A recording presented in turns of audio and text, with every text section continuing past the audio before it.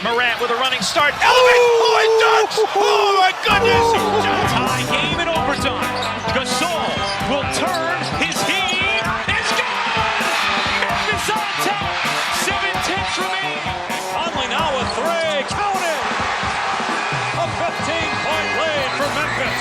And Blake Griffin gets into it on the floor with Randolph. Hard to tell if there are any punches being thrown under there, but Griffin took acceptance. Adams going long. Morant. He hit it. Ja Morant. Insanity. You gotta be kidding me. Welcome to Grits and Grinds, a Memphis Grizzlies podcast. My name is Keith Parrish. The Grizzlies lost to the Timberwolves on Friday night. They got blown out. It was a dispiriting loss. It was a situation where the Grizzlies had won 3 out of 4 and were playing a Friday night home game against a good team. And then Anthony Edwards leaves the game a few minutes into the game. So you have a team missing arguably their best player, and you're playing at home and you get destroyed. The Grizzlies lose by 24. They got out-rebounded by 26, and now we're basically just counting down the games for when Ja Morant returns. We're once again just counting down the games. Just 4 more games until Ja is back. So on this episode, I'm going to talk about the loss to the Timberwolves. I'm also going to talk about maybe how good the Grizzlies can be, what their ceiling can be once Ja Morant and Marcus Smart and Luke Kennard are all available once again. Before we get to it, just a word that if you want to support the creation of this program, the best way to do it is at patreon.com/fastbreakbreakfast. If you join my Patreon, you get exclusive bonus content. You can join the Slack channel. We have a Grits and Grinds Slack channel. You can ask me questions about the Grizzlies or whatever else you want around the clock. You can also hang out with a great community of smart basketball fans. So if you want to support the program, get some bonus content, do all that at patreon.com/fastbreakbreakfast. All right, this blowout loss to the Timberwolves, this was the Grizzlies' 6th defeat of the season by at least 20 points. That's the most in the NBA. The Spurs have 5. The Pistons, Wizards, and Jazz have 4. The Grizzlies have been blown out 6 times so far this year. 3 of those games have been at home. Of course, the Grizzlies are now 1-9 at home. The rebounding battle. So Gobert, he gets 20 rebounds. That's the second straight game. He's actually got 20 rebounds for him. 20 rebounds and 6 blocks for Gobert. The second chance scoring is where the game was lost. The Grizzlies made a lot of three-pointers. They had one of their better three-point shooting games of the season. The Grizzlies made 15 of 35 three-point attempts. That's 43%. That's just the 5th time this season the Grizzlies have made 15 or more threes. The Grizzlies are winless in those games. 0-5 when you make 15 or more threes. Last year they were 15-4 when they made 15 or more threes. The previous season they were 12-2. Of course, why compare anything about this season to 2 years ago? But the Grizzlies got destroyed on rebounding. They got destroyed on second chance points. It's the way the game went in the first half. Like the opening possessions, it was just Gobert getting offensive rebounds, putting the ball back in. I mean, the Grizzlies got off to a good start. They scored well in the first half. They defended well in the first half. The coaching staff was saying, like, we're doing a good job standing in front of our guys. Blake Ahern, talking to Rob Fisher at the start of the second half, was like, we defended well, just couldn't rebound. And then that continued for the whole second half, where it was a massive third quarter where Troy Brown Jr. helped blow the game open for the Timberwolves. Again, Timberwolves didn't have Anthony Edwards. No Anthony Edwards. Troy Brown Jr. stepped up, had a big game. Shake Milton had a big game. Of course, Cat was dominant. And that's how you end up with these weird stats where the Grizzlies hit their three-pointers, but get destroyed, get absolutely blown out. And it's kind of interesting that, like, going into this year, I thought the big Achilles heel for the Grizzlies was going to be rebounding. It hasn't been, actually, for most of the losses. I mean, sure, the team's bad. The team's 6-15. But like the problems haven't been rebounding in most of the games. It's been offense. But in this one, it was rebounding, specifically rebounding. And post-game, Taylor Jenkins addressed it again. And DeMichael Cole, I thought, asked a really good question in the post-game press conference. He said, when you realize it's not going your way on the glass, like in the first half, you recognize we're getting destroyed on rebounding. DeMichael asked Taylor Jenkins, what are some things you can do to adjust and improve your rebounding? And Taylor Jenkins just shrugged his shoulders and said, do better. And I don't think that's a great response. I mean, maybe they're at the end of the rope, the coaching staff is, and they've done everything strategically possible to put the Grizzlies in the best position to rebound. And maybe it is just about players executing. We talk about it with like 3-point shooting, like the coaches can't make the shots. But I thought it was a good question by DeMichael. Like, what can you change to improve your rebounding? And Taylor Jenkins just says, well, just do it better. It's about will. Which I don't know if it is. I mean, the Grizzlies, we've been through this a lot, like not super good talent-wise up and down the roster when it comes to rebounding. Like Jaren Jackson Jr., he had a fine offensive game. He scored 21 points. He was in foul trouble. He got saved with a coach's challenge for his third foul in the second quarter. But then after they successfully challenged his third foul and got it overturned, he committed a foul in the next play. But like Jaren had a good offensive game, 21 points, 2 rebounds. Whoops. He gets a lot of the brunt of the blame for team rebounding. And I had a question in my Patreon in the Grits and Grinds Slack where someone's like, hey, what's the deal? Like, is Jaren truly a terrible rebounder? And my opinion is still Jaren is not a terrible rebounder. Jaren is a fine rebounder. He's an okay, average rebounder. He's not good. He's not elite. Positionally, he ends up on the perimeter a lot, so that cuts down on some of the easy rebounds that would pad his rebounding stats. Generally, I think rebounds per game, overrated stat. Anyone can get them. For a 7-footer or a 6'11" guy, no, he's not good, but he's fine.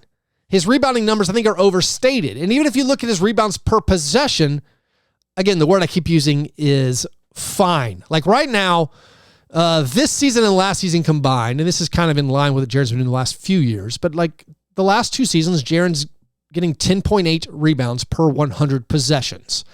That's 8 defensive rebounds and 2.8 offensive rebounds. That's in line with a lot of other bigs in the NBA who you think of as just being like normal, or like you don't even think of as being as bad rebounders. Like that's the same number as Draymond Green.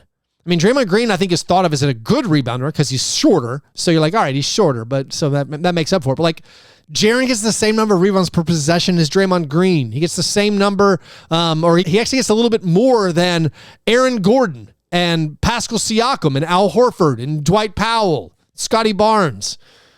Like, those are all power forwards. I don't feel like anyone calls those guys bad rebounders. But Jaren, for whatever reason, I think, it's his surroundings. If you ask him in FIBA play to be the only rebounder on the court as your center, it's going to look bad. If you're the Grizzlies and no one else can grab a rebound, which is kind of the situation you have up and down the roster, where you have below average rebounding, and it's the situation they had last year. Dylan Brooks, famously very bad at getting rebounds. And so it looks worse on Jaren, and maybe people have too much traditional views on bigs, like he should be in the paint, he should be doing post moves, and he should be grabbing rebounds. So like in that prism, okay, maybe he's underwhelming, but he's just not elite at it. And this roster without Steven Adams, without Brandon Clark, and Brandon Clark, again, Brandon Clark's a better rebounder than Jaren, but like Brandon Clark's rookie year, per possession, he grabbed fewer rebounds than Jaren is grabbing right now. So rebounds are sort of overrated as an individual stat. As a team stat, yeah, it's a weakness of this team. And I don't particularly love it when the coaching staff is like, or Taylor Jenkins is like, yep, it's just on the guys. You gotta try harder. And I think they're trying hard. Like David Roddy's trying hard. Didn't grab that many rebounds. Desmond Bain's trying hard. He's not a great rebounder. They have other strengths, so it's been tough. Like Bismack Biyombo, supposed to be a good rebounder. He did not have an impact on this game. He grabbed a lot of rebounds against the Pistons in the previous game, but like Bismack had a bad game. And it kind of feels silly, like criticizing Bismack as a podcaster. You're like, hey, Bismack wasn't very good. It's like, yeah, he wasn't on an NBA team when the season started. So this was a rough loss. And yeah, you get killed on the boards. And what are you going to do to fix it? Nothing. I don't think there is anything to do. I'm just saying that because that's what Taylor Jenkins said. They got to try harder. So like that was a bad look. At least Jaren made his shots. This is the third straight game where Jaren's offense has looked pretty good. He's made over 50% or 50% or better of his field goal attempts now for 3 straight games. Good little bounce back from him. He's made 2 or more threes in 3 straight games. We're seeing Jaren, I think, assert his physicality and his size on the offensive end. Maybe we're not seeing it on the glass, but we're seeing him on his post moves. He's doing a good job of, one, not committing offensive fouls on his post moves, but also like getting into his defender, using his shoulders, getting that left-handed hook a lot, being very dominant, I feel like, in the paint, especially when he has a mismatch. He's also added a counter move to that left-handed hook. We know Jaren, his strength is driving to his left or just doing a left-handed hook over his right shoulder, but he's actually turning back to his right-hand side and making a right-hand layup. It's like a counter move in the post. That's been really good to see the last few games, but the offensive numbers doesn't make you feel that great when you get blown out by an Anthony Edwards-less Timberwolves team. This loss was actually the first one of the season for the Grizzlies when Derrick Rose started. The Grizzlies had been undefeated in their previous 3 games where Derrick Rose started. That's just a little cherry pick stat for the Derrick Rose stands. Of course, those 3 wins. Home against the Jazz with no Lauri Markkanen, at the Mavericks with no Luka Doncic, and then at the Pistons. By the way, the Pistons skid. Still continuing.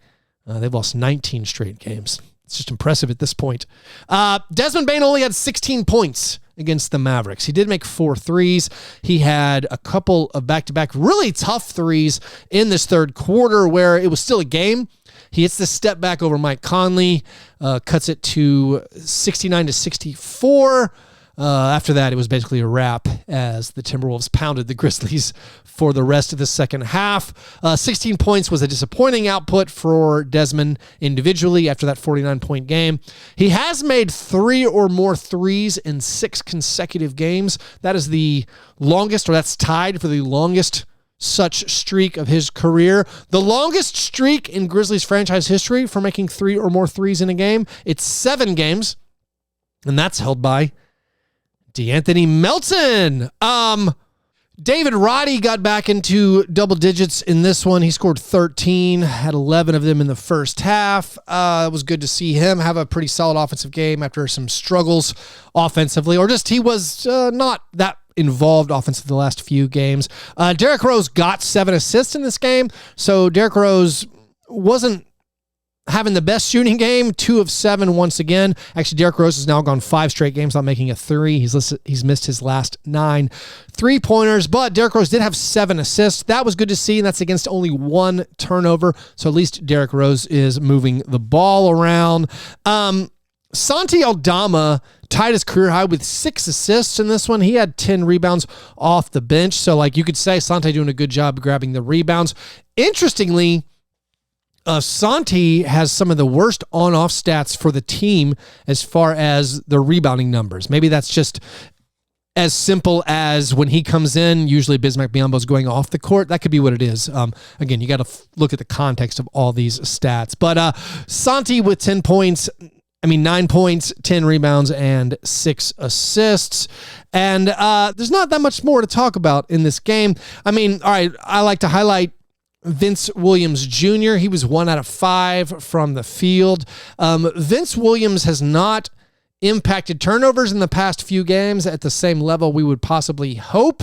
I think it's going to turn back around. I'm still a big believer in Vince because of his rebounding chops and his defense. And again, when the offense works, that's icing on the cake. By the way, Vince Williams' shot chart this year, very peculiar, very odd.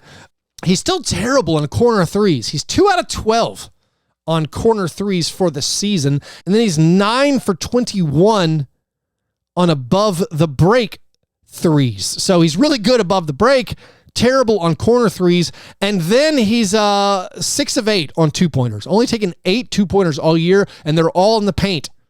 He hasn't taken a single mid-range shot, no floaters, no jumpers, no nothing.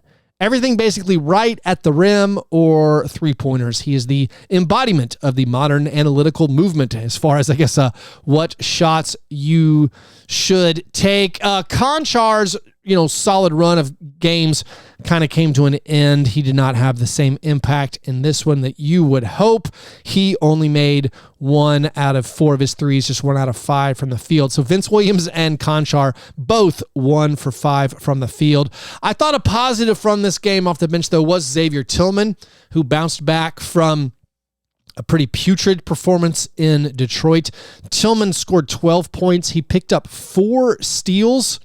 That tied his career high, but bad stat for Tillman. He played 18 minutes. He grabbed 0 defensive rebounds. So not a great look there. And then Jalen Newell, he made a couple of threes. That was good to see. He doubled his three-point output for the season in this game by making 2 three-pointers. He continues playing pretty well. And then, of course, Zaire Williams, still not in the rotation. He played garbage time along with Kenneth Lofton Jr. and Jacob Gilyard. And now the team, again, 6-15. We have 4 games left of the Ja Morant suspension. That's tonight against the Mavericks. Mavericks are not going to have Kyrie Irving and also no Grant Williams. But, of course, Luka Doncic is beating the Grizzlies in 9 out of their last 10 matchups. And then you play Wednesday at the Rockets. And then you play the Rockets again on Friday at home. And then next Monday, it's a road game against the Thunder. Those are the 4 remaining games until Ja Morant returns. And then the second night of a back-to-back after that Thunder road game is a road game against the Pelicans, December 19th. That is when Ja Morant is eligible to return. And by the way, Adam Silver had some comments about the Ja Morant suspension and his return, and I'll get to that. Plus, I'll look at what I think the Grizzlies' ceiling is when Ja gets back right after this short break. Hey there, Grits and Grinds listeners. Just want to tell you about Underdog Fantasy. Underdog Fantasy is a unique way to play fantasy sports for money. They have daily fantasy contests, also season-long best ball contests, and they have higher or lowers where you can predict what your favorite players will do in any individual game. And now, for users in Tennessee and also Mississippi and Alabama, they will match your opening deposit up to $500 if you use promo code FBBF. For users in all other states and countries, they will match your opening deposit up to $100 with that promo code. But specifically, users in Tennessee, Mississippi, and Alabama, they will offer $500 if you sign up now. Again, use that promo code FBBF or click the link in this episode's description.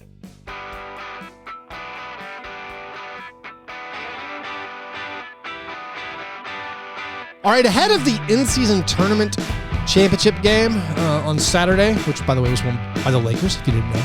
I'm assuming you all knew. Adam Silver told the media that he is planning to meet with Ja Morant in the coming week, and he believes that Ja has complied with everything the league has asked of him, and thus he will be eligible to return after the 25-game suspension. And I gotta say, maybe this is just me as a fan, or maybe this is an extreme homer opinion. I found that statement extremely bothersome. The idea that Ja hasn't fulfilled whatever things were required of him in addition to the 25-game suspension. Maybe it's just I'm doing the thing where I'm comparing it to other punishments for NBA players. But the idea that, like, the 25 games wasn't enough, he has to do something else, really kind of rubs me the wrong way. Like, I agree Ja Morant did wrong. I personally don't approve of his behavior, but, like, Ja Morant does not have to do the things that I approve of. He has to follow the rules of the collective bargaining agreement. He has to follow the rules of the NBA. But, like, the 25-game suspension was extreme. And he's served that suspension. And so the idea of Commissioner Silver being like, oh, I'm going to meet with him just to, I feel like he's done everything, but I got to still check a few more boxes. I was like, man, get out of town. Like, the punishment, like, enough is enough. it seems like. I mean, we all hope Ja's learned his lesson. We all hope Ja Morant makes great off-the-court decisions for the rest of his life, doesn't get in any more kinds of trouble. I mean, Ja Morant actually has to appear in court today in Memphis for his ongoing civil suits that are going on. So, I hope Ja Morant can avoid all that stuff for the rest of his career. I wish that for every NBA player. But the idea that, he's still got to make sure he says all the right things, that rubs me the wrong way. It bothers me. But anyways, I'm looking at the upcoming schedule.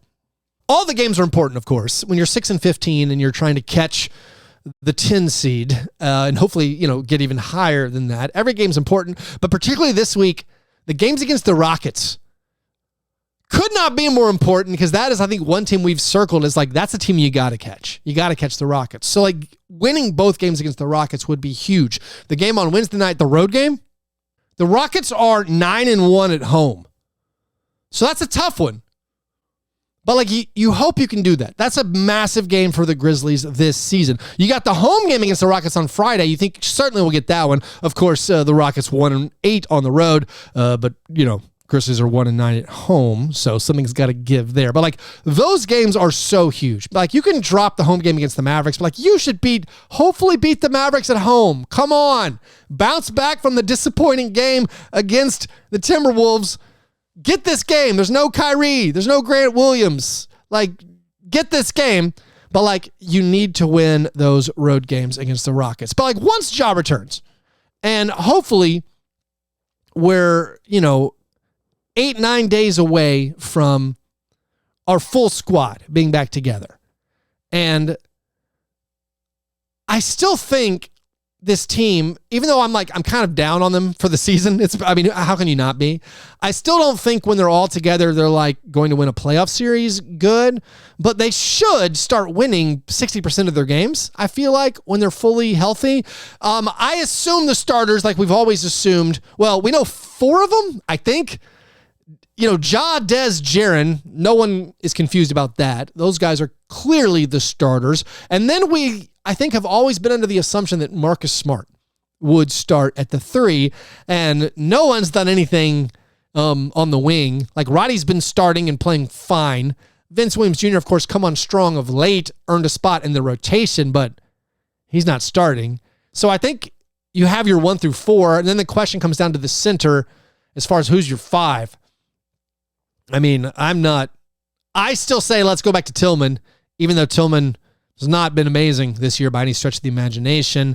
But they'll probably stick with Biyombo for a little bit. But I still don't think Biyombo's the long-term, season-long, this is fixed. I'd still would be kind of having my eyes open for can we get another center who's any good? I'm jealous of the Clippers getting Daniel Tice, who was bought out by the Pacers. I don't think Daniel Tice would have come here, but I still am hoping that there might be a better option. But let's just say it's Biyombo. So starters: Ja, Dez, Marcus Smart, Jaren, Biyombo, and then I think your bench at that point. Yes, Luke Kennard. Yes, Santi Aldama. Yes, Xavier Tillman. And then you have to say, who are the wings going to be? And, I guess you include Derrick Rose in this. The players you're picking between Derrick Rose, David Roddy, Vince Williams Jr., and then anybody else. Your Conchars, your Zaires. I would think, if it's me, I'm saying Luke Kennard, Roddy, Vince, then Santi, and Xavier. That makes sense to me. I think when you look what the coaching staff has done, they prefer Roddy. So if it's a 9-man, Kennard, Roddy, Aldama, Tillman. I could also see them going Derrick Rose, Luke Kennard, David Roddy, Santi Aldama, and then Xavier Tillman. That 10-man rotation, you should be all right. You should have fewer 20-point blowout losses. I think at that point, you're going to start winning a bunch of games. So that's going to be cool. But I still think the holes on this team, and when you look back at last year, the games without Steven Adams and the issues that you faced on defense, getting rebounds, and still like even generating half-court offense. I mean, the idea of Marcus Smart was he's going to alleviate some of that. So maybe he will. And maybe we'll see like the dream of it all working when everyone is finally, we hope everyone is finally healthy at the same time. But a lot of it comes down to Ja Morant and how good Ja Morant is. And I think one of the most interesting things about Ja Morant's return is looking at where he lands in the hierarchy of point guards. And I want to know as a fan and as a basketball analyst, like, can Ja Morant regain his place as a peer or someone who's even better than some of these other guards who are right now having incredible seasons? Like, how does Ja Morant right now stack up? Or once he returns, how is Ja Morant going to stack up when you compare him to Tyrese Halliburton and you compare him to Shai Gilgeous-Alexander and you compare him to De'Aaron Fox? Like, a couple of years ago, Ja was widely accepted as being better than those guys. Consensus was Ja Morant was better than those guys. 21-22 season, Ja finishes 7th in the MVP vote. He would have finished higher if he hadn't gotten hurt at the end of the year. But now you fast forward to the off-the-court stuff, the Grizzlies getting beaten in the first round by the Lakers last year. Consensus has put Shai way ahead of Ja Morant, and I don't argue that at all. I think Ja Morant is not as good as Shai Gilgeous-Alexander, flat out. I would love Ja Morant to prove me wrong, to win me back over. But like, Tyrese has taken a leap this year. All right, Tyrese's numbers are absolutely astounding. De'Aaron Fox is making a leap. And I think the Grizzlies need Ja Morant when he returns to be as good as Tyrese Halliburton and to be as good as De'Aaron Fox. Like, if you could just compare those guys right now, if you compare their stats over the last few years, like if you just go back to the start of the 2022-2023 season until now, like, you look at what Ja did last year and then what Halliburton and what Shai and what De'Aaron Fox are doing. Like, Ja's stats, I think, are arguably the worst. I think they're comfortably the worst. Like, Ja's the worst shooter out of all those guys. Ja's the worst free throw shooter out of all those guys. Ja's the worst at turning the ball over among all those guys. Ja is probably the second worst defender out of those guys. I think Halliburton might be a worse defender. But Ja has to play at that level. Will Ja take a step forward? Like, this year, De'Aaron Fox has taken a massive step forward on his three-point shooting. He's hitting an incredible percentage out of his pull-up threes. But, like, I think De'Aaron's shooting 36%, 37% from three this year. That's a big win for De'Aaron Fox. I mean, Fox is averaging over 30 points per game. That's why you see the Kings very competitive, very good, just like they were last year. Like, the Grizzlies need Ja to do that. I believe he can, but the question for me is going to be, will Ja reassert himself as being better than those players? Can he be better than Tyrese Halliburton? I mean, Tyrese Halliburton is like cruising to maybe like a first-team All-NBA. Maybe that's just the high of the in-season tournament talking, but like, he's going to make All-NBA, one of the three teams. So like, that is the standard that Ja Morant has to play at, I think, for this Grizzlies team to get back in the race, to win 60% of their games, to go, 30-15 is what it's going to take, I think, to make up the ground on what they've lost so far. Because again, they're chasing like the Clippers. They're chasing the Warriors. Like, they're chasing teams that are pretty solid. I mean, they're chasing the Suns. Like, the Suns are in 7th. The Suns get Bradley Beal back. So that's the thing I'm monitoring to say, how good can Ja Morant be once again? Can he be first team All-NBA or like in that tier where we thought he was going to be for most of his career? I mean, this is his prime of Ja Morant's career. How good can he be, and can he elevate the play of the other guys? Is everybody else going to look a lot better once Ja Morant gets back? I mean, Desmond Bane is playing at an all-star level right now. If Desmond Bane can keep this up and integrate Ja Morant back in, hopefully the Grizzlies will have a lot more, at least fun Grizzlies games. We'll have a lot more Grizzlies win episodes, and of course that's what we all want here. But anyways, that is the full episode for today. I'm curious what you guys think, like where Ja Morant ranks in that. If you ask a non-Grizzlies fan right now, like ignoring off-court stuff, just considering on-court play, you ask him to rank those players, Shai Gilgeous-Alexander, Tyrese Halliburton, De'Aaron Fox, and Ja Morant. Maybe it's recency bias. and people are forgetting like the incredible performances Ja's had in his career, the incredible performances he's had in the playoffs. But I think Ja Morant's coming out last for most people. So like that's what Ja Morant I think needs to do. He needs to explode on the scene and regain, I think, his rightful place, hopefully. But like he's going to have to be unbelievable. We were joking on Fast Break Breakfast, like the prologue for an incredible sports movie has already been set. It's already been written. The Grizzlies coming from 6-15, storming their way into the playoffs. If they can do it, and if Ja Morant's averaging 30 points per game doing it, well then, hey, there's your sports movie right there.